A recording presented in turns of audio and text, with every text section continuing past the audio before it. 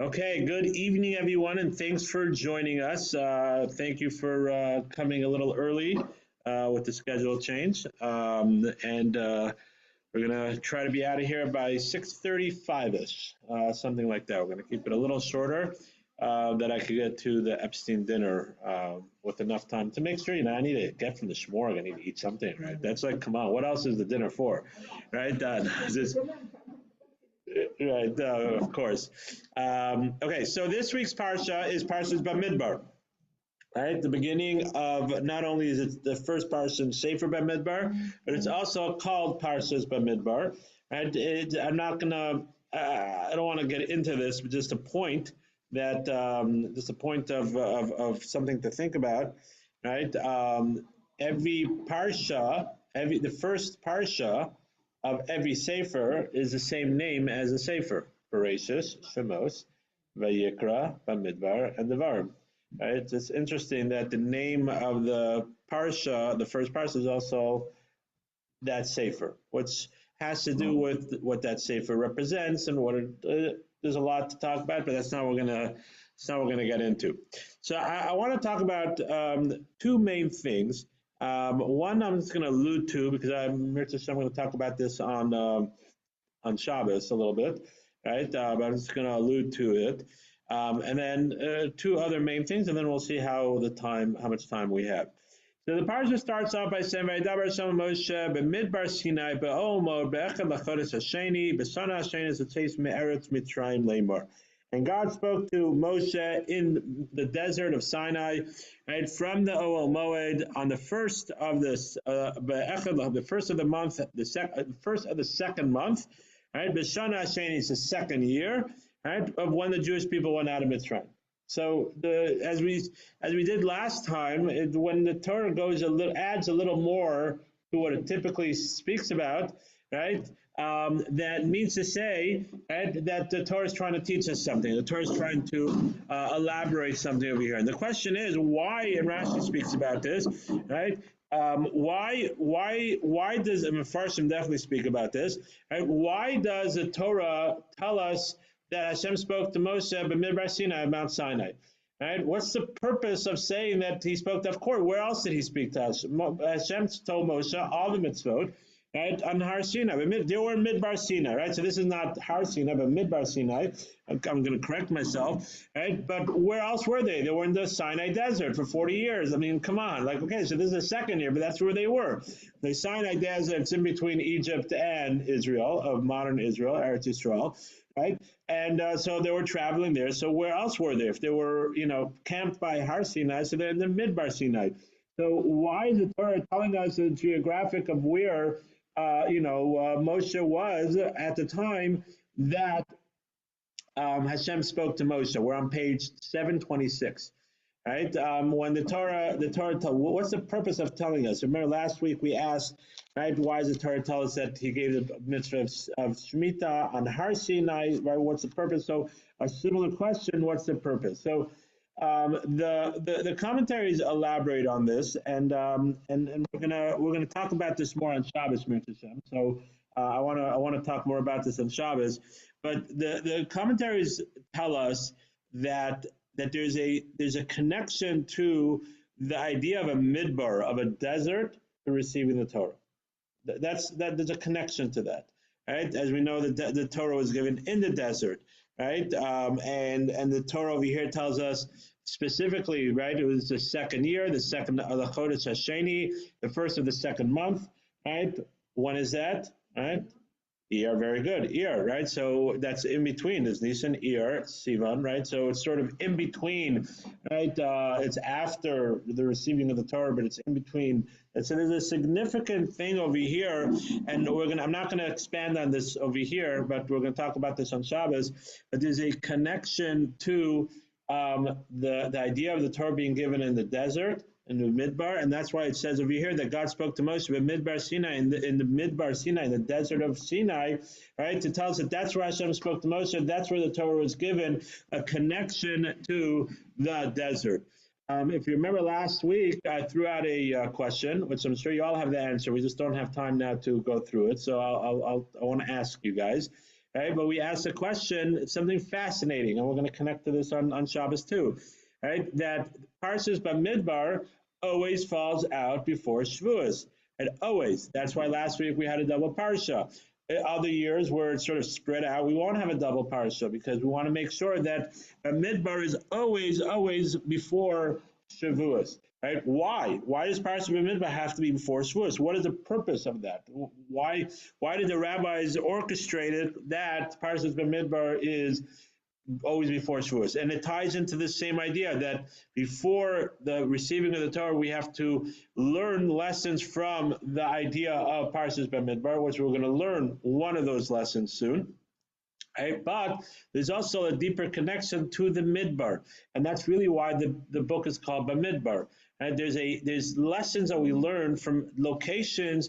God created the universe, right, with different agricultural or different. Every place is a little different. There's places that are better for agriculture. There's deserts.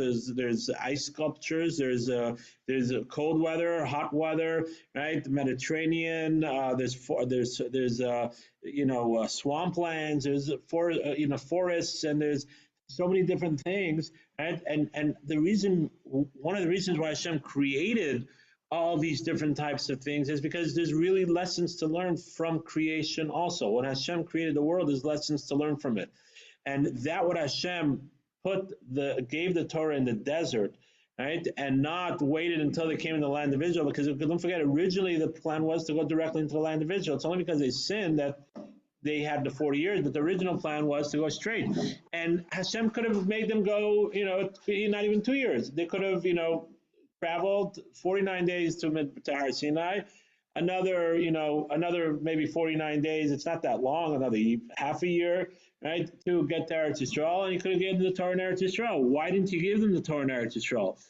We're going to talk about that on Shabbos, right? But that's part of the idea. There's something special to learn from the Midbar, right? And that's part of also why Parshas Bamidbar always falls out before. So there's other things to learn from, which we're going to talk about in a minute, right? But that's why it's also called Bamidbar, right? One of the reasons is because there's part of the things that are the different stories that happen in the Midbar, and this really part Sefer Bamidbar, the book of Bamidbar, goes through the different stories of Korach and the spies and other. It really goes through back. We sort of finished Vayikra. We had some stories in there, but it's a very technical book. Right? There's the sacrifices and the Mitzorah and the this and the that and Kadoshim to you should be holy. Right? There's a lot. It was a very technical. It wasn't so exotic and exciting. The book of Vayikra. Let's just be honest, right? Right? The book of Vayikra is not. It has some nice stories, but you're not gonna find too many like stories coming out of the Parshas book of Vayikra. Right? Shemos has the Exodus and other things. Right? Bereshis is full of it. Right? And now Bamidbar is sort of coming back to that. It's coming back to the life in the desert. So that's part of the reason why it's called Bamidbar. Also, and I'm going to stop elaborating on this right now, but stay tuned on Shabbos. Mirza Hashem, we're going to expand on this point, so you guys have an insight of what we're going to talk about on Shabbos. Maybe not. I don't know, right? But that's what we're gonna elaborate on Shabbos. What I do want to home in on is that, and this is something that again we could learn from, and we should learn from, and then connecting a little bit to receiving the Torah also.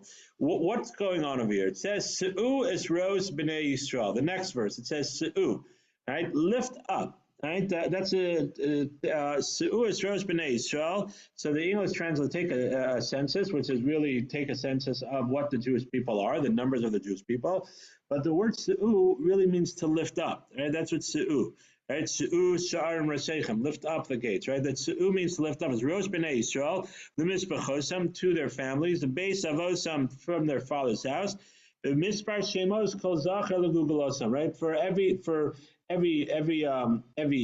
male, right, for his household, right, according to the heads of their counting, right, and then it's going to go from Esreshana Lamala, and then it goes in. It's going to start speaking about the counting. The book of the Sefer Bamidbar, the Parshah Bamidbar, really primarily talks about counting, right, almost the whole book, right, the whole parsha. right? First starts go through all the heads of the tribes, right? And then it goes into counting the Jewish people by tribe, right? By each tribe. And then after it finishes that, then it goes and that takes you all the way to page 732, right? And it speaks and it says, and the Jewish people did like everything that Hashem told Moshe. Sorry, to page 730, right? And it gives sort of the final tally. And then it says that they counted the Levites, and it goes and speaks about the Levites. The Levites were counted separate than the Jewish people, right? And then after that, it speaks about the encampment, which we're going to talk about a little bit, right? The encampments on page 732, it speaks about the encampment of the Jewish people and how they encamped. And the every three tribes were together, so there was four different encampments, and Levites and the Mishkan were in the middle, right? And it goes and then counts them, and it also counts how much each one was, and it speaks about their degel, with their flag and their encampments, and that takes you right all the way to 736. Right, and it recounts them, and then it goes again and speaks about Aaron and Moshe, right? Counting the Kohanim, and then counting again how the Levites encamped and their different jobs that they had, and then it sort of takes you to the end of counting the Levites, each tribe, but also telling you what their jobs were, what their purpose and their job was. So, and that takes you to 746. It's a big parsha, right? But really, this parsha is primarily talking about accounting, right? Accounting, and the commentaries ask, why did God want the Jewish people to be counted? First of all, we know that it's an ayin hara, an evil eye. We don't count. Right? When you're looking for a minion, right, Alan, what do? We say, Ashia Samacha, Yivarech es Nachasecha, Urim Nasead Olam. What's his 10? Ashia es Samacha, Yivarech es Nachasecha, Urim Nasead Olam. It's a pasuk that has 10 words in it, right? Now we go, Ashia Samacha, Yivarech Nachasecha. We don't count 1, 2, 3, 4, right? We don't do that. We know, I'm not going to get into this, but we know that King David, there's a whole thing where they counted and there was a plague. Right, there's a plague. We don't count. Right, it's an ayin hara, it's an evil eye. Right, so what's the idea over here that Hashem is telling the Jewish people to be counted? But it says rosh bnei Yisrael, the head. So it's sort of like counting the heads. Right, it says each one that's part of machzor shekel. They say that's why they give a coin and they counted the coins. Right, there's a lot of different things back and forth. But what was the purpose? Right, so Rashi says, I'm almost positive. Rashi says, right, because. Right, they were first Rashi says, right, mitoch vivasan lefanav, because of his affection and his love, right, to the Jewish people, mano sam kosha, he counted them every hour, right? Hashem counted the Jewish people all the time.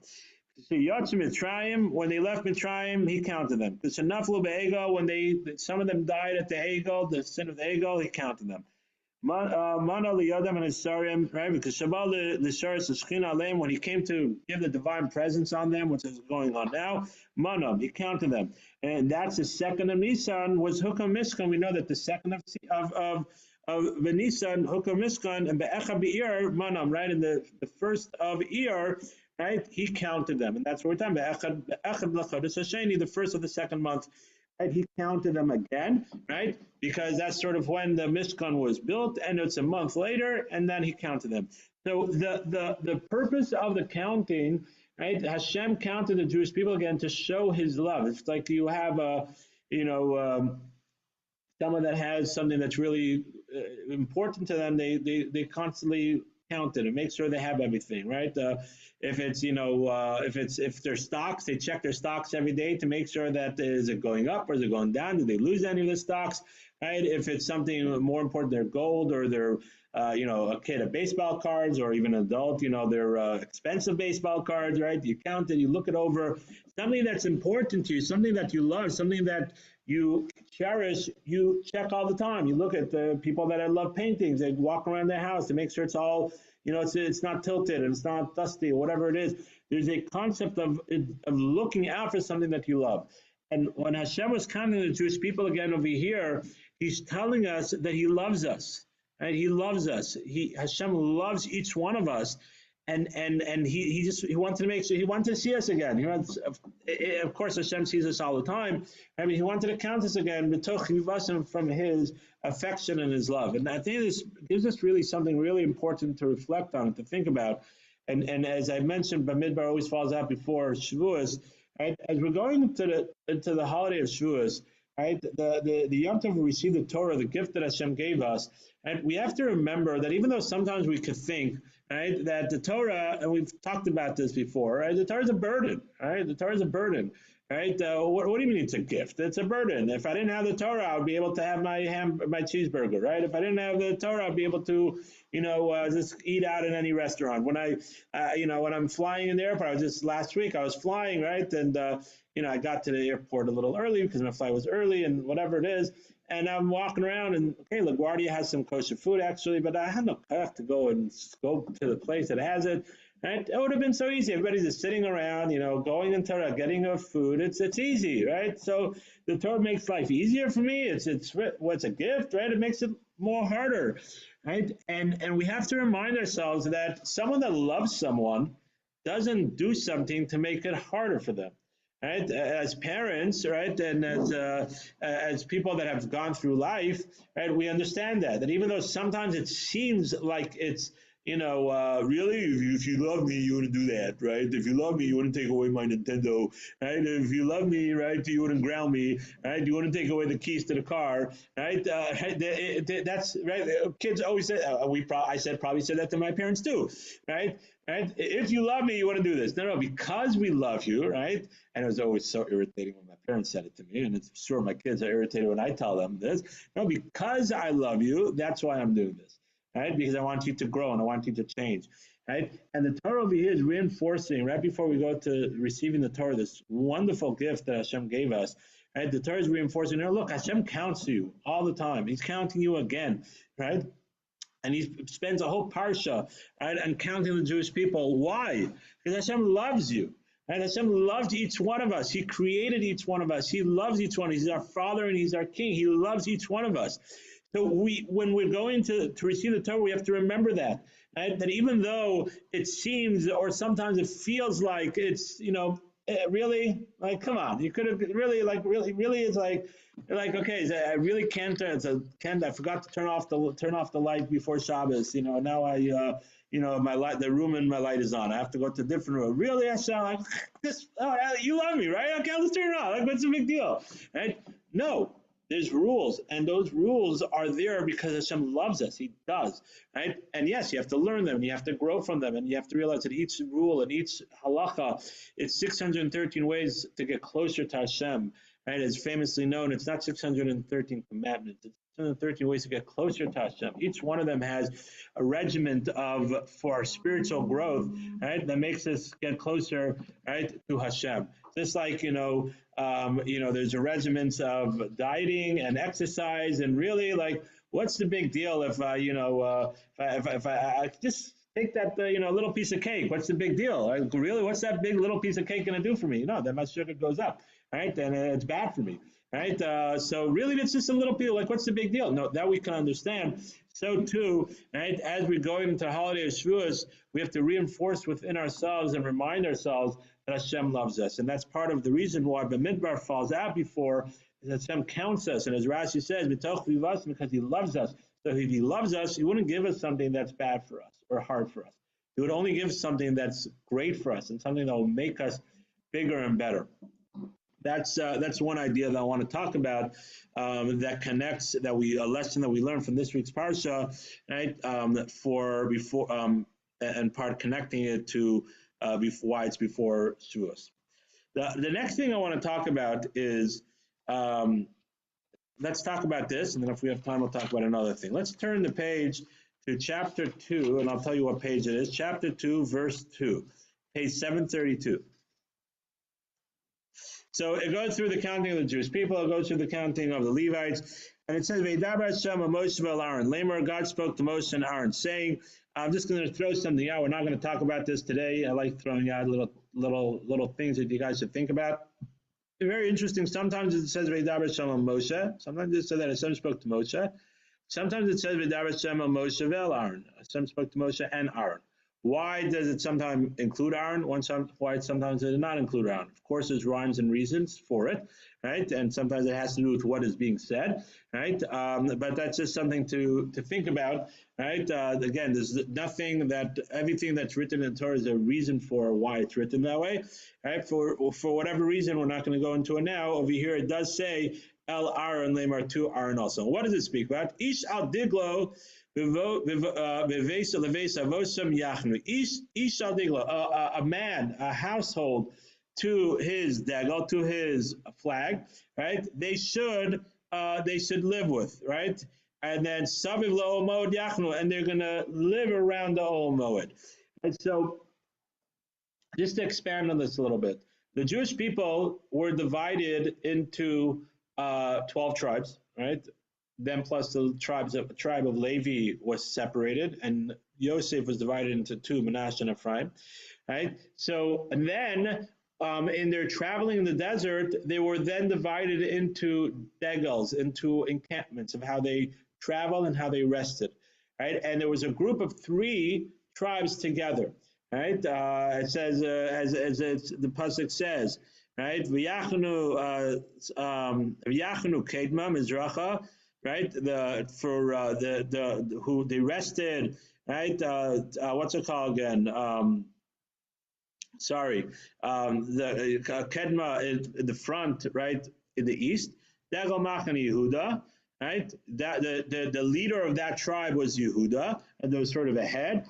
And then it says a tribe, right, of Yehuda, and then it counts them again. V'chonim alav, and with him, the verse 5, Allah Mati Yisachar, the tribe of Yisachar, and then again it goes into who the head of the tribe is and how much that tribe is.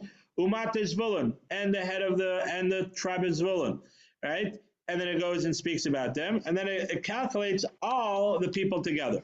Right, so there was the head, there was the sort of the head of the tribe of that group, which this one was Yehuda, right? And then there was Yisachar and Zvulun that together with them. So there was each tribe had their own flag. Each tribe was their own degel. But then they were encamped together. It's like a regiment, right? You have your, you have a regiment, and then you have a part of the army. You're part of the 5th Army, part of the 6th Army, right? There's different groups within different things, and then they all Shaviv Mishkan. All these 4 different groups of 3 were around the Mishkan, and the Levites lived, right? They were with the Mishkan. So the commentaries explain something very important over here, and I think this is something that is one of the fundamental things of Judaism, right? That really gives us an insight into who we are, and really gives us the strength to move forward, right? And to really grow, and that is that each tribe had their own flag. Each tribe had their own flag. They all had their independence. They all had their way of doing things. And the Talmud tells us, I think it's the Talmud, right, tells us that each tribe had their own nusach. And now we have like 3. We have Nusachari, right? We have Ashkenaz, we have Sfarad, we have Edut HaMizrach, right? We sort of have like 4 basic nuskos, right? It says that each tribe had their own nusach. Now, of course, davening was not formulated like it is, because Anshe Knesset Gedolah put together the Shmona Esrei, right? But the Great Assembly. But they sort of had their own little way of connecting to Hashem. And we know each tribe had their own purpose. They had their own animal. Most tribes had an animal, right? Yehuda was a lion, right? And Dan was a snake. And, each one had sort of their own identity, right? But at the same time, there was a connection of these 3 that they relied on each other more than everybody else, and they connected to each other. But then these groups, the Torah tells us clearly, they had to surround the Ol Moed. Right? They all surrounded the Ol Moed. Why does the Torah go out of its way to say Savilo, they had to surround the Ol Moed? I mean, okay, it's telling us the logistics of what happened. But what's the purpose of it? And later on, the Torah goes ahead and it expands on this. It says, V'nasu, if you turn the page to verse 17, it says, V'nasu, Ol Moed, Machne Levim, B'socha Machne. and the Omo traveled, right, with the tribe of Levim, Besocha Machna, in middle of the Machna, middle of the encampments. Kasher Yachanu, as they rested, Ken Yisur, that's how they traveled. Right? So again, it emphasizes that the Omod was middle of the Machna, middle, smack in the middle. Everybody was surrounding it. It says it over here and it says over there. What's the Torah trying to tell us? The Torah is trying to tell us something very important, something crucial. That in Judaism, we believe in independence. We believe in individuality. We believe that each one of us have our own talents and our own way of doing things, right? And to connect. But it has to be Saviv Omod. It has to be that you're around the Omod.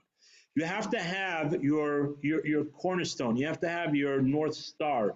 You have to have your basis of what you're building. You can't just be fleeing and doing whatever you want, right? Because if you have, then you have anarchy, right? Then you have anarchy. If you just everybody just do whatever they want, and I'm just I could do what I want. It's whatever I feel. It's my feeling. It's who I love. It's what I think. It's what I believe is moral. What I believe is this, right? My feelings, my independence. It's independence. We have to be independent. Yes, that's important. But it has to be Saviv Omod. You have to have your rock. You have to know what we're doing our independence for what. What is the core of what we believe in? We still have to have something that is our core. We have to have our anchor. And that is the Omod. What was the Omod? The Omod had the Luchos in it, had the tablets, had the Torah, is the divine presence was there. So every tribe had their own degel. They might have their own way of davening, but they're all davening towards Hashem. Right? They did not change in any way the core values of Judaism. They did not change anything that was written in the Torah or part of the oral Torah. There might have been nuances of how they did it, how they approached it, right? Based off their tribes, strength and their tribe's way of personality. But it was all within the confines of what the Torah tells us. And this is so crucial and important to remember and to reinforce within ourselves. And especially as we're getting, as I said, as we're getting to Har Sinai, the holiday of Shavuos, when we're getting the Torah, we have to remember this lesson. Torah is telling us that we thrive on independence. We do. It's not like just mimic whatever and just do whatever everybody tells you to do and just not to have the ability to think. We have our free will. We have ability to think, and we want to be able to think. We're supposed to ask questions. We're supposed to analyze. We're supposed to utilize our strength and our kochas. But what of how to do the Torah, how to be around the Torah, knowing that the Torah is our North Star, right? And so it's an independence within the frameworks of how we relate to and how we connect with the Torah, but the Torah has to be with the whole Torah of our tradition, of the oral Torah, of what the rabbis have taught us, right? That is, and that's why I mentioned that the Levites were also around the Mishkan. Why did it have to go ahead and mention that the Levites were around the Mishkan? Because the Levites, we know, were the ones that taught us, right? The Levites were the ones that gave over the Torah, and the Kohanim, right? We spoke about by Parshas Mitzorah, and that's why you have to go to a Kohen to get the Mitzorah check, right? To tell us that this is part of, we have that independence, but that independence has to be within a framework of the Torah, right? And this is something that I believe that when we're able to grab this and internalize this and make this part of who we are, we will look at things in a completely new way. Right? It's not anarchy. It's not just every person for themselves. Right? It's not just whatever I think or what the philosophers think. We are grounded. We are grounded by the Torah, by what Hashem has given us, right? The creator of the universe. Now, if you don't believe in that, okay, so you don't believe in that. That's something else, right? That's a different conversation. But if you believe that there is a creator of the universe, and you believe that Hashem did give us the Torah, right? So then we are grounded within that framework. So why are you starting to change things, right?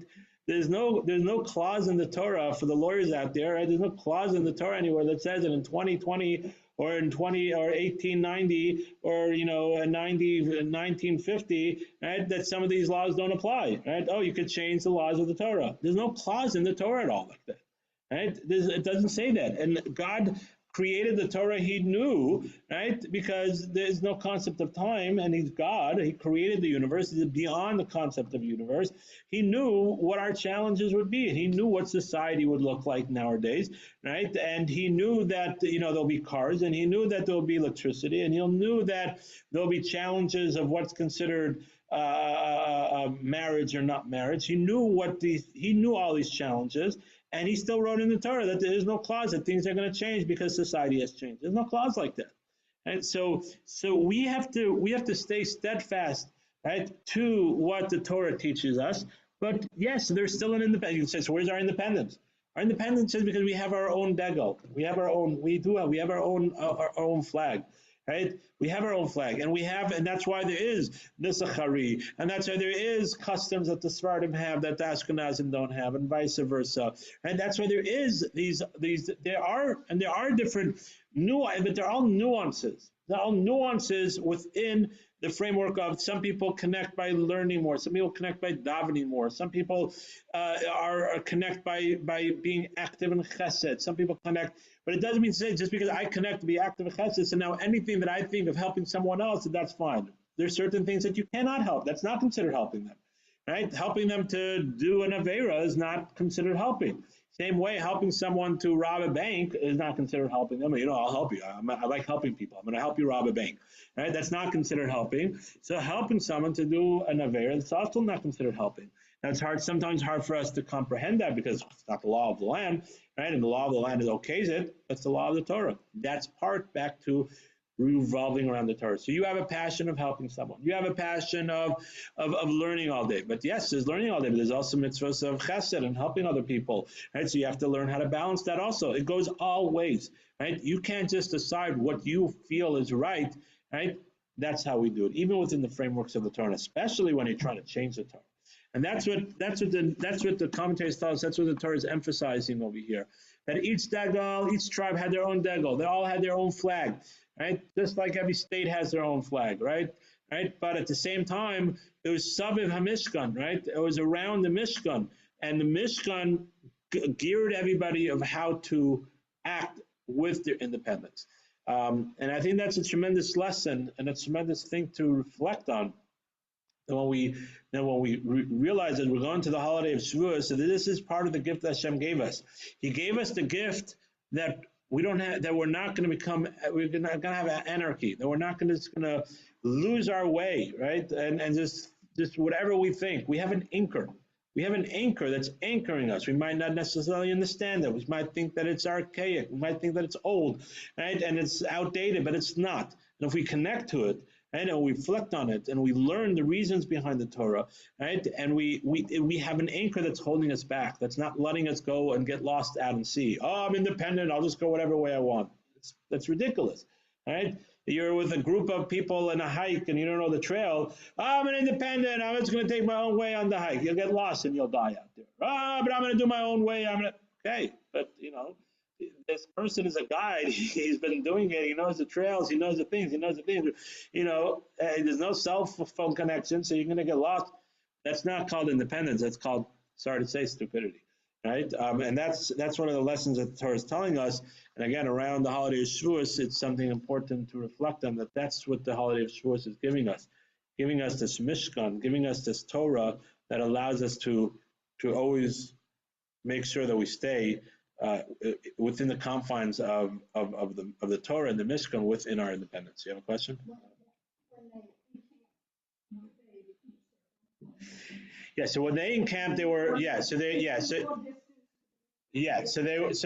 went in camp. There were four corners, right? The Mishkan was in the middle, and there was four, like a castle has, four, like a normal, traditional castle, right? But so there was an in camp here, in camp here, in camp here, in camp here, and then the Mishkan in the middle. All had the same one, right? Exactly. When they traveled, there's a machlokas. When they traveled, there's a machlokas. Some say when they traveled like that, right? They actually traveled like that, right? And some people say that when they traveled, they sort of went into a line, right? And the Mishkan was in the middle, but they went into a line. There's been different commentaries, and of course, there's depth of why each one based off verses and based off some things from the old Torah and based off different, I don't know why that would be, why each one holds the way it would be, but when they encamp, that's how they encamp. The Levies were around the Mishkan always. Yeah, right around the Mishkan. Okay, so that's the other thing. We have a few more minutes. So I just want to go back. I want to go back. As I mentioned, it's basically talking about all the different works that and then it goes into all the different things that the Levites did. I want to go back to this word that the pasuk says, right? That it says se'u. Se'u literally means to lift up, right? Lift up. Se'u is Rosh B'nai Yisrael, back to 726, right? Back to that word. I want to elaborate on this word for a minute, right? So why did the Torah use this word se'u, right? Lift up. There's other words that could have said to count, manam, right? Count. There's other words that the Torah could have used, right, to speak about counting the Jewish people. Why does the Torah use this word? Right, se'u. So the Mefarshim, a lot of people talk about this. Mefarshim, the commentaries explain that the counting also was part of this idea of counting each individual, that making each individual realize that they matter. Even if we broke it down from the tribes to the three groups and then to all of Klal Yisrael around the Mishkan. Right, we're taking it now, even breaking it down even more. Se'us, Rosh B'nai Yisrael, every individual Jew. Okay, yes, it was from 20 to 40, right? But it's an idea, right? Each one, Se'u, lift them up. Realize that when you're counting them, realize that each one has to realize, Se'u, that they're lifting up. They matter. They make a difference.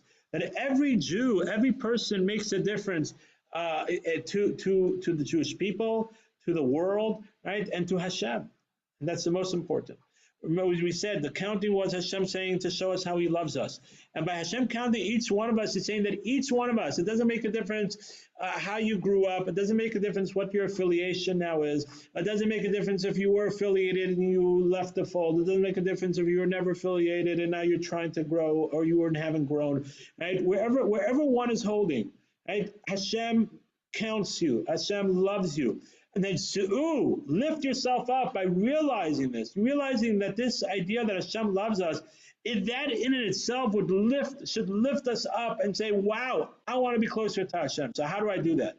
Right? I do that by learning the Torah. I do that by wearing my yarmulke. I wear that by eating kosher. I do that by lighting Friday night candles. I do that by eating the Shabbos meals. I do that by giving my 10% to tzedakah. Right? I do that, and I do that. Right, but each individual, right, Se'u is Rosh B'nai Yisrael, lift them up by Hashem counting us. Hashem is automatically saying, you matter. I'm counting you. Avi Feigenbaum, Avraham ben Rav Yitzchak Zalman, right? You matter, right? You count. You're something. So when we realize that automatically lifts us up. And I think this is, a tremendous encouragement, but at the same time also a responsibility. Right, for us to realize that Hashem loves us. And when you realize that Hashem loves us, you want to have that affection back. Right? How many times when people are yearning for affection, are yearning for love, right? Unfortunately, sometimes in marriage, right, they feel like their spouse is not showing that affection, not showing that love. Right? Sometimes it's children from parents, sometimes it's parents from children. Right? Sometimes it's friends, right? A different level of love, but that from friends, our coworkers, showing that affection, showing that love, right? And again, not to misconstrue, love is a friendship. It could be different kind of relationships, whatever that relationship is, right? We are yearning for it, right? We're yearning for it, and we sometimes act out. Sometimes one of the biggest reasons why students or kids act out is because they're looking for that attention. They're looking for that love, for that recognition. Right? Or sometimes a spouse, and it doesn't make it right, but a spouse sometimes acts out because also they're looking for that affection or looking for that love. Right? And over here, Hashem is telling us, I love you. I love you. I love each one of you. Each one of you are my children. Each one of you count. So Se'u, lift ourselves up and give that love back to Hashem. And how do we do that? We do that by doing what Hashem wants us to do. Because the key to love, I'm going to end with this and I'll take your question, right? The key to love, right, is to do what the other person wants, not what you want. Right? We spoke about this before. Right? You want to buy your wife or your spouse a gift for their birthday or anniversary, and you say, "Wow, look, I got a 3 day, hiking trip in Rocky Mountains in a cabin. I'm going to be hiking and whatever. It'll be great. Look, we're flying. It's going to be great."